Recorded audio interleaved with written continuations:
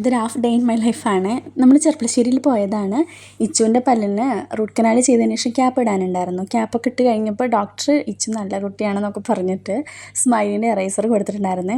Root canal ചെയ്യാൻ പോയ സമയത്തും അവൾക്കത് കൊടുത്തോണ്ട് തന്നെ അവൾ ചെന്നപ്പോൾ ഫസ്റ്റ് ചോദിച്ചത് സ്മൈലിൻ്റെ എറൈസറായിരുന്നു. അപ്പോൾ ഡോക്ടർ അതൊക്കെ കൊടുത്തു. അത് കഴിഞ്ഞിട്ട് കുറച്ച് പർച്ചേസ് ഉണ്ടായിരുന്നു. കാരണം അവൾക്ക് വെക്കേഷൻ സ്റ്റാർട്ട് ചെയ്യണം. അപ്പോൾ അതിൻ്റെ മുന്നോടിയായിട്ടുള്ള പർച്ചേസാണ്. കാരണം അവൾ വീട്ടിൽ ഒതുങ്ങിയിരുത്താൻ വേണ്ടിയിട്ടാട്ടോ. അപ്പോൾ എനിക്ക് കുറച്ച് പച്ചക്കറിയൊക്കെ മേടിക്കാനുണ്ടായിരുന്നു.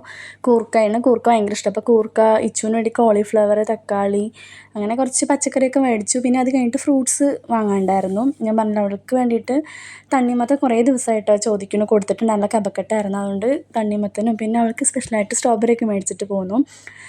അത് കഴിഞ്ഞിട്ട് നമ്മൾ നേരെ കോട്ടപ്പുറത്ത് വന്നിട്ടാണ് കേട്ടോ ഫുഡ് കഴിക്കണം. അവിടെ ഒരു പുതിയ ഹോട്ടൽ സ്റ്റാർട്ട് ചെയ്തിട്ടുണ്ടായിരുന്നു, ബിരിയാണി സെൻറ്റർ പറഞ്ഞിട്ട്. ബീഫ് ബിരിയാണി, ചിക്കൻ ബിരിയാണി ആട്ടോ ഉള്ളത്. ഫിഷും ഉണ്ടായിരുന്നു. അപ്പം ഞാനും ബീഫും ഏട്ടൻ ചിക്കനുമാണ് മേടിച്ചത്.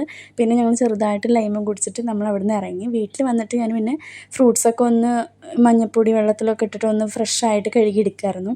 അപ്പോൾ ഇച്ച് സ്ട്രോബെറി കഴിച്ച് നോക്കാൻ ലൈറ്റ് പുളി ഉണ്ടായിരുന്നു കേട്ടോ. പക്ഷേ അവൾക്ക് ഭയങ്കര ഇഷ്ടമായി. പിന്നെ ഞാൻ മാംഗോ ലവറാണ്. അപ്പം മാങ്ങ കണ്ടപ്പോൾ സീസൺ ആവുന്നതേ ഉള്ളൂ. എന്നാലും ഞാൻ 2 മേടിച്ചിട്ടുണ്ടായിരുന്നു. അതിൻ്റെ പേര് എനിക്കറിയില്ല. പക്ഷെ നല്ല വലിയ മാങ്ങയായിരുന്നു കേട്ടോ.